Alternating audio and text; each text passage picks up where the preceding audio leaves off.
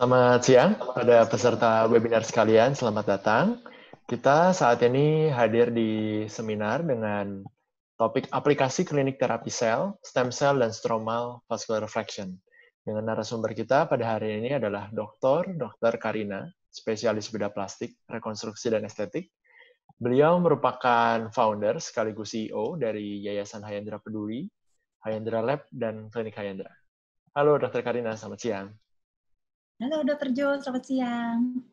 Jadi pada siang hari ini, Dr. Karina akan berbagi dengan kita informasi dan ilmu mengenai stem cell, kemudian apa itu bedanya dengan stromal vascular fraction, dan beliau pada siang hari ini akan menjelaskannya dengan bahasa yang mudah dimengerti, supaya kita bisa lebih mudah memahaminya ya, karena topiknya sendiri sudah cukup rumit untuk sebagian orang. Baik, silakan Dr. Karina. Benar sekali, Dr. Terima kasih. Ya. Assalamualaikum warahmatullahi wabarakatuh. Selamat siang semuanya. Terima kasih sekali lagi kepada Dr. Jo. Benar sekali bahwa topiknya mungkin akan sedikit rumit, tapi saya sudah berjanji akan mencoba menjelaskannya dengan bahasa awam. Baik, saya akan coba share screen saya. Ini dia. Oke, jadi ini sedikit dari CV saya bahwa saya sebagai CEO dan pendiri dari Yayasan Hayendra Peduli, Klinik Hayendra dan Hayendra Lab. Dan ini adalah sebagian dari ilmu yang bisa kita dapatkan dari Hayendra Lab sebenarnya dan Klinik Hayendra. Nanti kita bisa lihat sama-sama. Topik hari ini adalah aplikasi klinik terapi sel, yaitu stem cell dan stromal vascular fraction.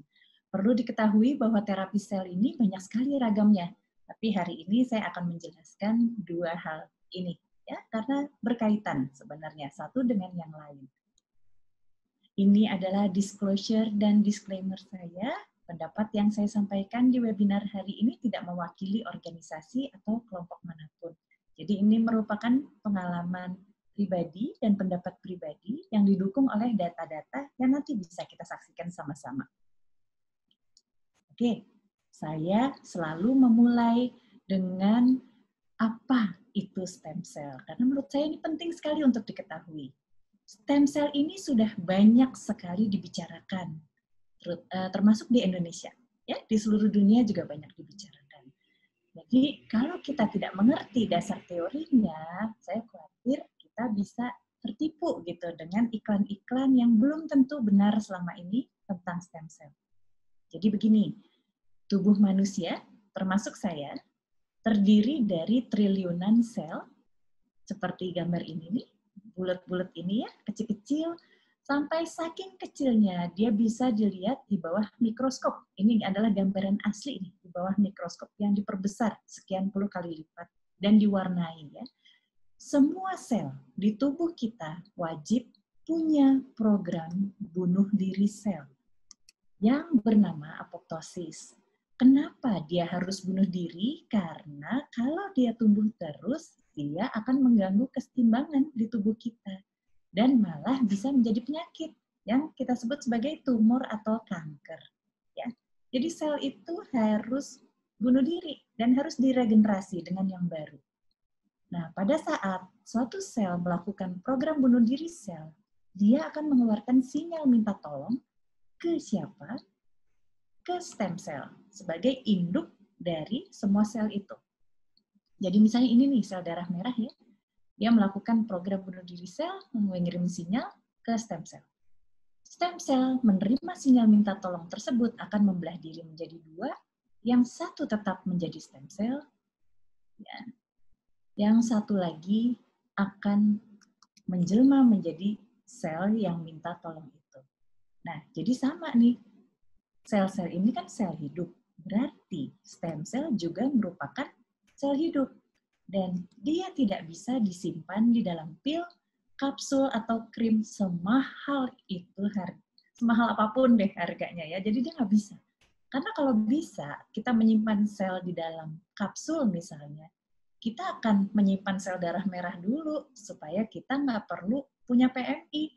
Kita nggak perlu tuh kalau ada orang butuh sel darah merah gitu ya, butuh darah, Nah, terus kita cari-cari donor, nggak perlu gitu kan, bisa minum kapsul. Kalau saja sel itu bisa disimpan di dalam kapsul.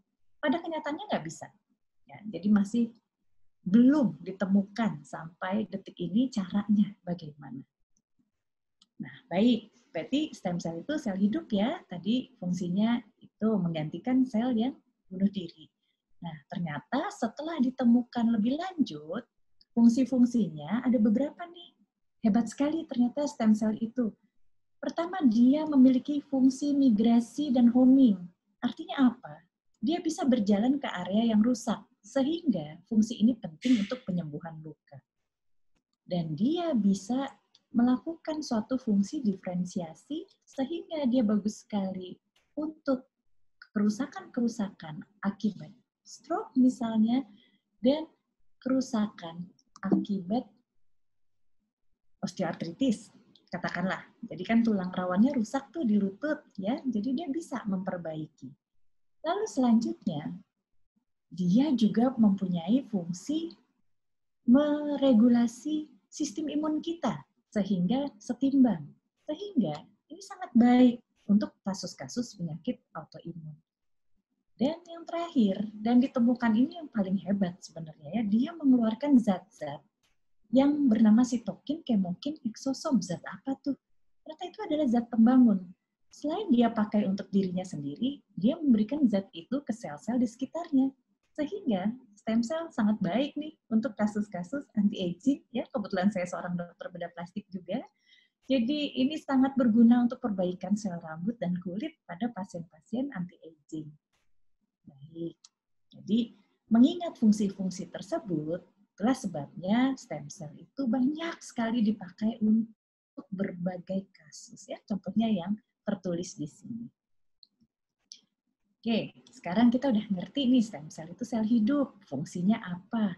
Nah, terus, aduh rasanya saya merasa memerlukan gitu ya, stem cell. Nah, sekarang kalau kita perlu stem cell, dari mana sumber stem cell-nya? Dan ternyata telah ditemukan ya, kalau kita main sel dan juga kita main stem cell, yang tercocok, saya nggak bilang yang tertokcer ya, yang tercocok adalah tentu dari diri kita sendiri. Dan yang terbanyak ternyata ada di lemak. Ya, jadi dia kayak tidur-tiduran di sel lemak kita, di pinggir-pinggir sel lemak. Ya tentu ada juga stem cell dari orang lain, tapi tingkat kecocokannya itu tidak akan 100%.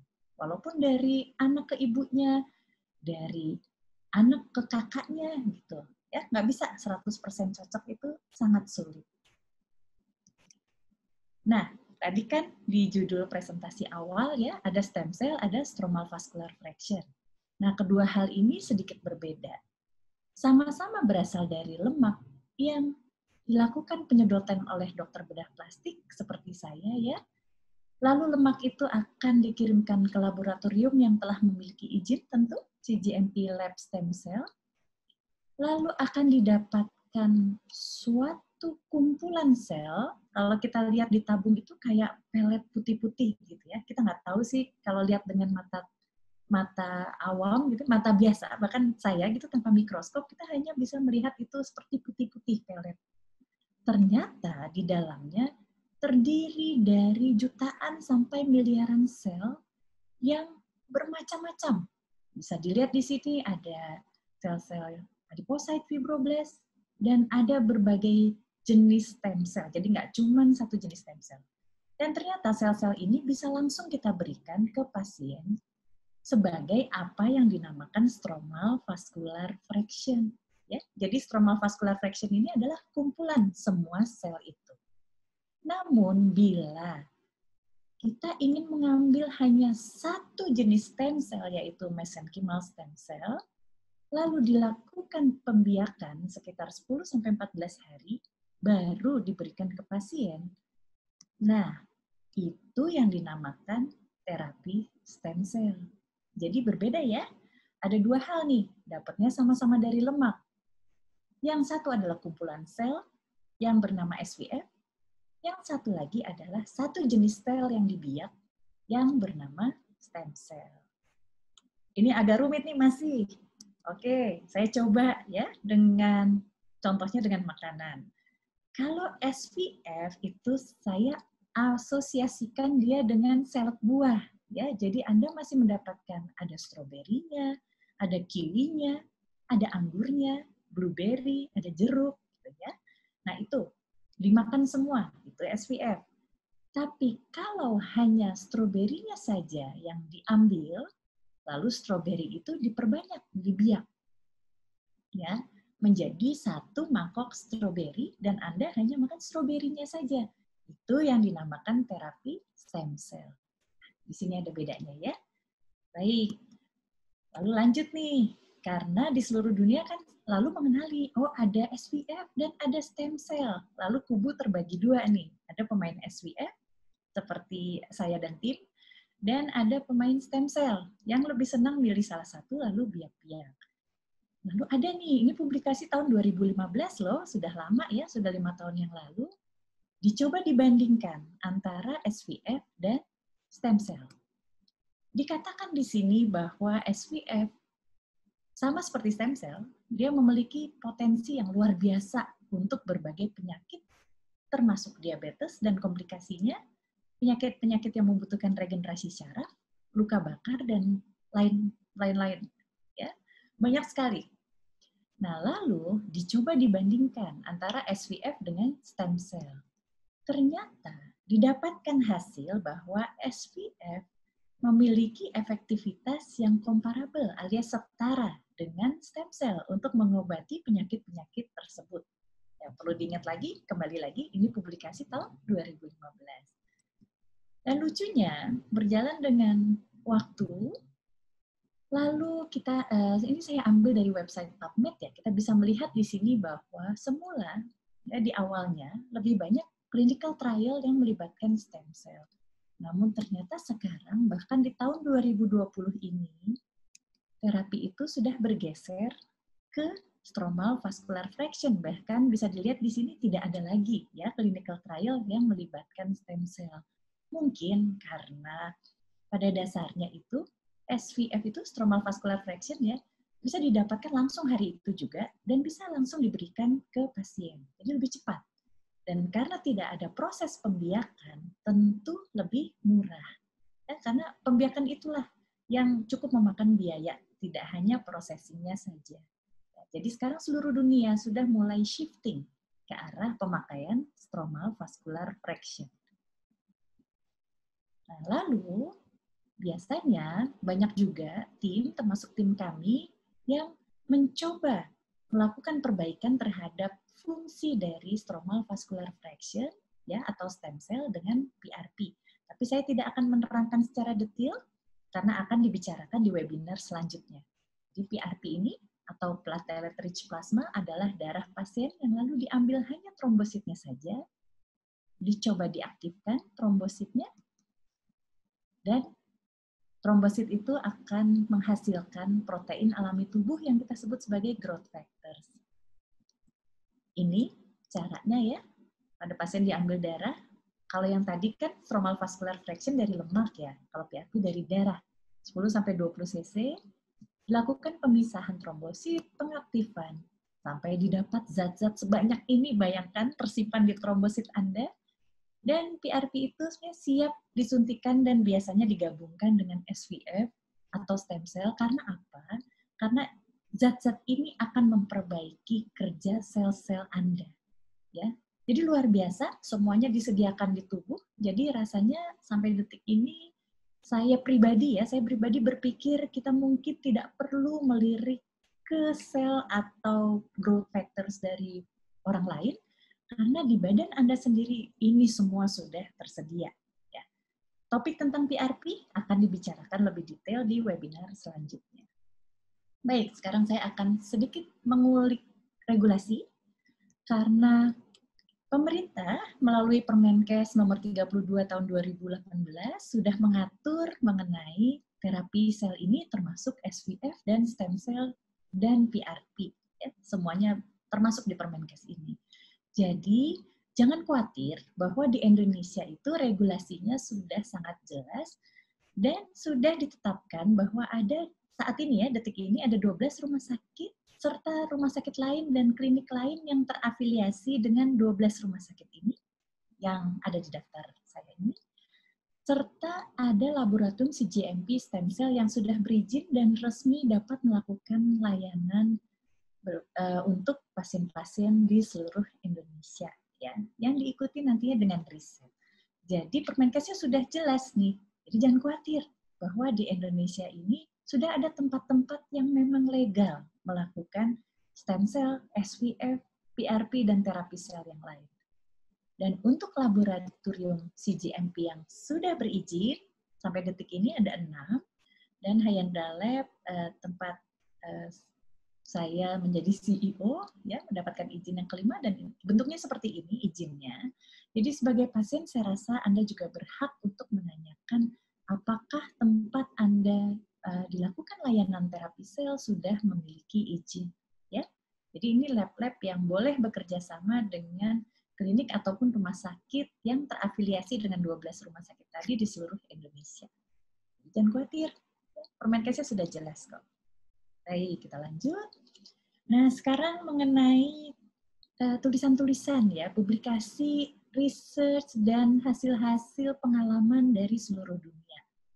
Di seluruh dunia sudah banyak sekali dilakukan stromal vascular fraction dan stem cell. Ya. Ini tentang stromal vascular fraction dan stem cell di kasus osteoartritis. Ya. Lalu ada kasus diabetic foot atau kasus kelainan kaki ya pada penderita diabetes. Kan banyak tuh pasien diabetes yang mengalami luka-luka di kaki ya. Nah, ini untuk stroke dan bahkan ini untuk autism.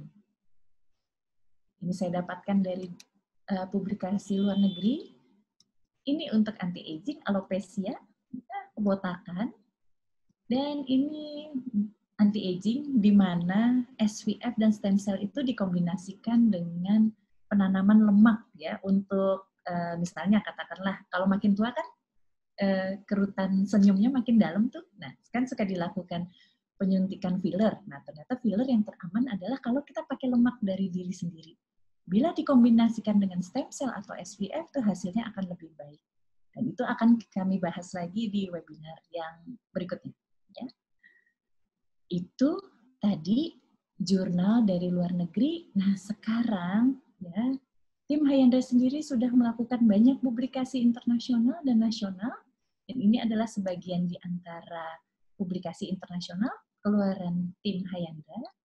Dan kami juga sudah memaparkan mengenai safety dari teknik SVF yang sudah kami patenkan pada tahun 2019 kemarin. Jadi sangat penting untuk mengingat bahwa terapi ini sebenarnya atau seluruh terapi sebenarnya di seluruh dunia ya, terapi yang baru, kita harus paham sekali bahwa safety-nya dulu yang dicari. Ya, efikasi berikutnya. Tapi semua terapi itu tidak boleh sampai mencelakakan pasien. Jadi safety itu sangat penting. Lalu kita tentu setelah safety kita akan beranjak ke efikasi atau keberhasilan treatmentnya. Ya, di sini juga udah banyak pemaparannya mengenai SVF dan stem cell. Ini pada osteoartritis, ini pada kasus psoriasis, pada kasus anti-aging, ya, fat grafting, serta untuk kasus-kasus iskemia ekstremitas ya. Jadi tungkai biasanya tuh untuk kasus-kasus yang pembuluh darahnya tuh menyempit, yang iskemik. Baik. Dan masih banyak lagi sebenarnya, tapi ini adalah sebagian yang saya tunjukkan. Nah, kalau ada seorang pasien nih menginginkan suatu terapi SVF atau stem cell, tentu yang harus dilakukan pertama adalah konsultasi dengan dokter yang berwenang, misalnya stroke tentu kepada dokter neurologi, gitu ya. Kalau osteoartritis mungkin pada dokter penyakit dalam atau ortopedi dan lain-lain, sesuai dengan penanggung jawabnya dengan dokternya. Lalu setelah disetujui akan dilakukan tindakan SVF atau stem cell, akan dilakukan pemeriksaan preoperasi karena walaupun tindakan pengambilan lemak ini sangat minimal invasif, namun ini adalah kategori operasi minor sebenarnya. Jadi bisa Anda akan tetap ya disuruh untuk melakukan pemeriksaan preoperasi sebagai persiapan sebelum pengambilan lemak. Lalu dilakukan pengambilan lemak, di mana lemak ini lalu dilakukan processing di laboratorium cGMP stem cell, lalu didapatkan SVF, di mana SVF ini siap disuntikan kembali ke pasien dalam hari yang sama. Oke, sekarang kita lanjut ke contoh kasus apa sih sebenarnya yang bisa memakai SVF atau stem cell ini ya. Kalau pada tim kami dilakukannya selalu SVF dan PRP. Ini adalah tim dari Hayandra, memang cukup bervariasi karena apa? Banyak sekali sebenarnya kasus-kasus yang bisa dilakukan terapi dengan SVF dan PRP. Ya, sehingga penanggung jawabnya juga harus bermacam-macam. Oke, ini adalah salah satu kasus di mana seorang bapak ingin melakukan terapi untuk prediabetes gitu ya. Sudah mulai lanjut usia, sudah mulai terjadi kenaikan sedikit gula darah dan tensinya tentu. Ya. Lalu dilakukan SVF dan PRP tanpa dilakukan penyuntikan ke mukanya. Dan apa yang kita lihat? Ternyata kontur kulitnya pun membaik. Ya. Bapak ini mengalami penurunan berat badan karena di tim kami juga diajarkan untuk mengatur pola makan. Namun bisa dilihat bahwa kerutan senyumnya pun tidak bertambah dalam. Biasanya kan orang kalau penurunan berat badan cepat ya, ini dalam waktu 6 minggu, kan kulitnya akan berkerut. Tapi ini ternyata tidak. Ya, justru dipertahankan kekencangannya dengan SVF dan PRP, bahkan kontur dan warna kulitnya membaik. Padahal nggak disuntik loh mukanya. Ya, jadi ternyata perbaikannya itu terjadi di seluruh tubuh, termasuk juga di kulit. Lalu ini kasus yang murni anti-aging. Jadi, seorang wanita ingin menghilangkan flek di kulit mukanya. Saya jujur waktu menerima ibu ini bilang ke beliau bahwa, wah saya nggak yakin Bu bisa hilang karena beliau sudah melakukan terapi macam-macam sebenarnya, udah laser, udah segala macam lah, mungkin dermabrasi ya di tempat lain, dan datang ke saya masih dalam kondisi seperti ini. Jadi saya bilang, Bu, saya nggak yakin bisa hilang semua, tapi ibu tersebut bilang, nggak apa-apa dok, mari kita coba, baik, mari kita lakukan, saya bilang. Lalu apa yang terjadi? 6 minggu setelah penyuntikan SVF dan PRP pertama, ibu ini mengalami perbaikan flek, ya, walaupun memang tidak hilang sama sekali, dan bisa kita lihat bahwa kulitnya lebih kencang. Jadi kayak pipinya itu lebih naik gitu ya. Nah, jadi tampak sekali jauh lebih muda dari sebelum dilakukan terapi. Nah, ini adalah kasus psoriasis yang saya ambil dari Dr. Erawita Mukni. Ya, foto ini. Jadi pasien ini mengalami psoriasis atau autoimun di mana badannya menyerang badannya sendiri, dan kali ini di kulit ya. Psoriasis ini terjadi di seluruh tubuh, namun foto ini saya tunjukkan hanya mukanya saja. Sebelum terapi sangat parah psoriasisnya, lalu bisa kita lihat perbaikan di foto kedua, di mana sudah terlihat sekali perbaikan setelah SVF dan PRP pertama, dan foto yang nomor 3 adalah setelah menjalani keseluruhan terapi. Waktu itu tim kami baru bisa memberikan layanan untuk 3 kali SVF plus PRP. Namun sekarang sudah bisa untuk 4 kali hanya dengan 1 kali pengambilan lemak. Ya, bisa dilihat di sini bahwa pasiennya mengalami perbaikan yang luar biasa. Dan ini saya ambil dan saya tayangkan sudah dengan seizin keluarga.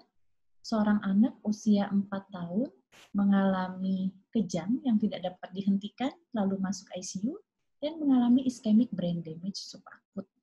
Waktu itu dipegang oleh tim neurologi kami, dan ya memang dinyatakan bahwa ini kasusnya sangat sulit ya, karena menyeluruh brain damage-nya. Dan kami mencoba melakukan SVF dan PRP, namun karena kendala biaya, dan anak ini lemaknya juga sangat sedikit ya, jadi hanya dilakukan 1 kali terapi. Dan lalu tim neurologi saya mengkonsulkan ke rehab medik di mana dilakukan rehabilitasi medik kepada pasien ini untuk mencegah kekakuan otot, untuk mencegah luka di punggungnya ya, dekubitus. Dan kita bisa lihat 4 bulan kemudian hanya dengan 1 kali treatment, anak ini sudah bisa berjalan, menghindari kursi ya, berarti penglihatannya bagus. Dan ini yang hasil yang kita dapatkan setelah hanya 1 kali terapi, ya tentu saja mengingat bahwa anak ini masih kecil ya, plasticity atau kemampuan otaknya untuk meregenerasi itu masih sangat tinggi sebenarnya. Dan dengan bantuan SVF dan PRP yang cepat masuk setelah kejadian, 1 bulan setelah kejadian, anak ini mampu pulih nyaris seperti normal. Baik, sekian presentasi dari saya. Terima kasih. Saya kembalikan ke Dr. Johannes. Ya, terima kasih Dr. Karina. Luar biasa sekali penjelasannya, sangat mudah dimengerti dengan bahasa yang enak gitu untuk dipahami ya, Dok. Baik, sekarang sudah ada beberapa pertanyaan, Dok. Ini ada salah satu pertanyaan, saya coba bacakan. Dok, apakah bedanya terapi SVF atau terapi stem cell yang dokter tadi jelaskan dengan terapi yang dalam bentuk stem cell apel katanya dok, yang untuk diminum? Apakah itu benar dan apakah bermanfaat, dok? Baik, terima kasih atas pertanyaannya. Ya, seperti yang sudah saya jelaskan tadi, stem cell adalah sel hidup. Memang semua makhluk hidup sih bisa punya stem cell ya. Ya, mungkin termasuk apel. Ya.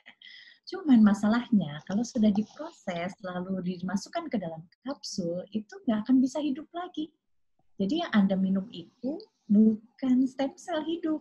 Nah, sementara kalau Anda butuh terapi, tentu Anda butuh terapinya itu dari stem cell yang masih hidup. Ya, jadi sayangnya itu bukan stem cell. Ya, walaupun mungkin saya nggak tahu sih berapa harganya, saya sendiri belum pernah beli gitu ya. Tapi sayangnya itu bukan stem cell sih. Kalau stem cell yang benar-benar hidup, Anda mesti melakukannya secara khusus, dengan proses yang khusus, penyimpanannya juga khusus, dan di lab-lab yang tadi saya sebutkan, 6 lab yang sudah berizin resmi dari Permenkes itu Indonesia. Ya, jadi sekali lagi jangan tertipu kalau misalnya diminum-minum itu udah bukan stem cell hidup itu udah pasti. Iya dok, benar dok. Soal fungsinya itu memang tergantung isinya sih dokter Jo ya. Ya. Kalau misalnya isinya protein mungkin sedikit banyak masih berguna juga misalnya untuk mencerahkan kulit atau bagaimana. Tapi sekali lagi memang harus dilihat tuh ingredients-nya apa di kapsul tersebut. Tapi jelas bukan stem cell. Ya, betul sekali dok. Saya jadi ingat penjelasan dokter yang tadi tentang kalau misalnya sel bisa dimasukkan ke dalam pil, darah juga bisa dimasukkan ke situ ya. Kenyataannya kan kalau sel kita makan tentu pasti rusak ya dok, karena ada sistem pencernaan kita. Itu sebabnya kalau kita transfusi darah nggak pernah diminum ya dok darahnya, tapi harus Dan sayangnya ya darahnya pendonor juga nggak bisa dimasukin ke kapsul ya dokter Jo ya. Betul dok. Ya, baik. Kemudian pertanyaan berikutnya, dok. Ini, ya, apakah perbedaan SVF yang tadi dokter jelaskan dengan penggunaan terapi stem cell yang dari tali pusat, dok? Ya, baik. Terima kasih. Nah, kalau tali pusat itu dia memang mengandung stem cell ya. Satu jenis sel yang dibiak. Masalahnya, kalau tali pusat itu digunakan oleh si yang punya tali pusatnya, itu memang autologus buat dirinya sendiri. Tapi kalau yang menggunakan adalah misalnya ibunya, atau kakeknya gitu ya, atau bahkan kakaknya aja itu udah orang lain tuh. Nah, itulah yang masuk kategori stem cell yang dari orang lain. Atau kita sebutnya kalau di medis itu alogenik. Dan alogenik itu tentu masih mengandung unsur ketidakcocokan. Jadi benar-benar harus dicek juga, ya. Dan kecocokan 100% itu dikatakan di seluruh dunia tuh nggak ada sih sebenarnya. Jadi kalau misalnya mau benar-benar cocok sekali, mau benar-benar aman dalam arti tidak ada resiko penolakan, ya mau nggak mau harus memakai stem cell atau stromal vascular fraction dari diri kita sendiri, Dr. Jo ya. Ya.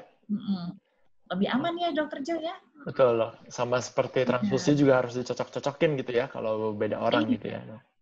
Iya. Ya. Kalau bisa transfusi dari diri sendiri sih lebih baik dari diri sendiri ya. Sebelum operasi misalnya disimpan darahnya bisa ada tuh auto ada teknik seperti itu ya, dok? Ada teknik seperti itu. Ya. Waktunya sudah mau habis, dok. Pertanyaan terakhir, dok. Ini separuh konsultasi katanya. Ayah saya ada diabetes, kemudian ada luka juga, katanya tidak sembuh-sembuh. Nah, apakah bisa dilakukan terapi SVF ini Dan sebaiknya konsultasi kemana, Dok? Ke dokter penyakit dalam atau ke dokter Karina sebagai dokter bedah plastik? Itu, Dok, pertanyaannya. Ya, terima kasih sekali. Memang diabetes ini termasuk justru yang awal-awal diteliti ya di seluruh dunia untuk penggunaan SPF, stem cell, dan PRP. Jadi akan menjadi kandidat yang sangat ideal nih justru ya pasien ini untuk dilakukan terapi sel. Dan untuk suatu konsultasi ya memang paling baik sih, paling sempurna kalau berada di suatu tim. Jadi ada tim penyakit dalamnya. Dan tentu mungkin saya mungkin di sini saya sebagai dokter di bidang biomedik ya, saya akan menerangkan mengenai sel terapinya. Gitu. Dokter penyakit dalam akan memegang diabetesnya, gitu. Menjadi penanggung jawab penyakit diabetesnya. Lalu mungkin saya sebagai dokter biomediknya menerangkan stem cell-nya, dan kebetulan di klinik ada dokter Jo nih. Dokter Jo nih ada di klinik kami, dan dokter Jo seorang dokter bedah plastik, mungkin bisa bantu ngurus lukanya ya dokter Jo ya. Jadi teamwork itu, kalau misalnya seorang pasien datang ke suatu tim yang lengkap, justru memang itu yang paling ideal ya, Dokter Jo. Jadi dipegang oleh penanggung jawabnya masing-masing, tapi yang berkumpul dalam suatu tim. Oke, Dok. Jadi benar-benar sesuai masalah pasien, di situ timnya juga bisa berdiskusi, jadi bisa mencari solusi yang paling baik gitu ya, Dok? Ya, itu yang terbaik. Ya, baik Dok, sebenarnya masih ada beberapa pertanyaan lagi, tapi berhubung waktunya sudah habis, maka sesi webinar kali ini harus kita sudahi. Terima kasih kepada para peserta yang sudah hadir dan mendengarkan penjelasan dari Dr. Karina. Saya lihat jumlahnya cukup banyak, Dok. Ini sudah hampir 1.800. Baik. Semoga berguna ya. Ya, terima kasih sekali lagi kepada Dr. Karina sudah meluangkan waktunya di sini untuk berbagi dengan kita. Sampai jumpa di sesi-sesi webinar kami berikutnya. Dan apabila masih ada pertanyaan yang belum terjawab, mungkin bisa kontak ke Instagram di klinik_Hayandra, atau bisa juga saksikan tayangan-tayangan di YouTube channel kami ya, di Hayandra juga. Baik. Oke, Dr. Karina, terima kasih. Sampai jumpa lagi, Dok. Ya, mari. Terima kasih.